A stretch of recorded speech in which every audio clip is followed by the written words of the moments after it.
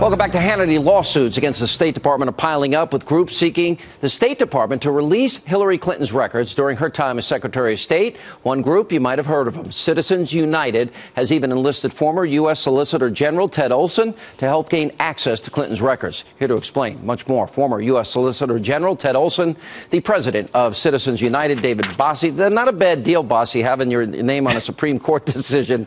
I think that's pretty... Well, Sean, Ted won it for me, so we're putting a team back together.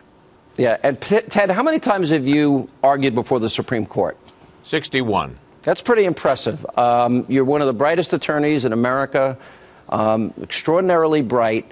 Tell me the arguments that you will make to get the release of these records, and how soon do you think it could happen? Well, the judge has already ordered many of these records to be produced. In fact, last May, 4 months ago, the judge had the parties in front of him. This is Judge Emmett Sullivan, federal district judge in Washington, D.C., and he said, I'm going to set a schedule.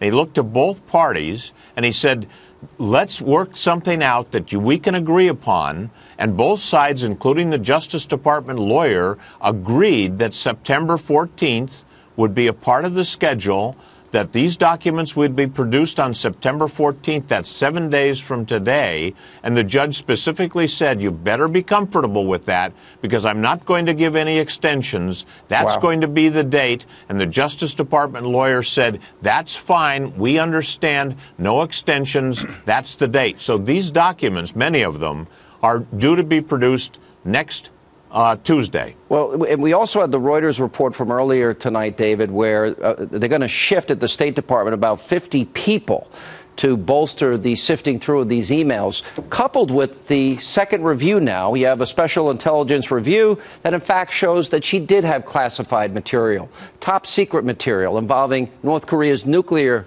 arms, and satellite photos that she had to have known were classified, top secret. Sure. Look, if they want to do that with Hillary Clinton's documents about classification, I can understand that, and I'll be open-minded to hearing what they have to say. However, the documents that we're expecting next week are Cheryl Mills and Huma Abedin documents. I don't think many of those, I'm hopeful that many of those don't have classification review issues. So if they want to give it to us in pieces, we're open. But I can tell you, having a stay for 4 or 6 months is unacceptable to us. I agree with you. And by the way, you started this 2 years ago, so a lot of credit given to you behind the scenes.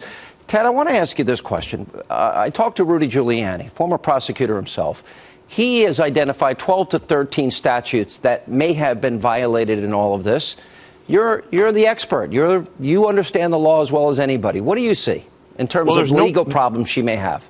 There's nobody that would know more than Rudy Giuliani. He was the Associate Attorney General at the same time I first served in the Justice Department, which is the individual responsible for virtually the entire department. He was the prosecutor in New York. He's a very, very careful lawyer. He knows what he's talking about. There are all kinds of laws involved here. Now, David said that, well, if there's some problem with classification, he can understand how they have to go through the process. These documents that he's entitled to next Tuesday, they have known about these documents for 4 months. They've had plenty of time to go through these things. If they had any issues, they should have raised them with the judge long before this.